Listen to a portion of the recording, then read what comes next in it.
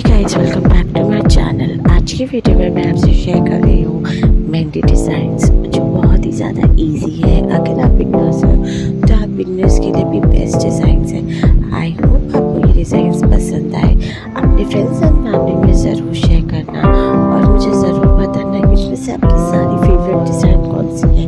I hope आपके रोज़े अच्छे जा रहे होंगे, रमज़ान आपका बहुत ही ज़्यादा अच्छा जा रहा होगा और रोज़े अच्छे ही जा रहे होंगे। तो अगर आपको ईद में कोई ऐसी मेहंदी लगाना है या फिर कोई भी फंक्शंस में लगाना है तो इसमें मैंने सारी ट्रेंडिंग और आज की डिज़ाइंस लेकर आया है, तो जो बहुत ज़्यादा ट्रेंडिंग और बहुत ही ज़्यादा अच्छी है और स्टाइलिश भी है। तो अगर आपको मेरे चैनल पर न्यू हो तो मेरे चैनल को सब्सक्राइब कर लीजिए, बेल आइकन दबाना ना भूलना।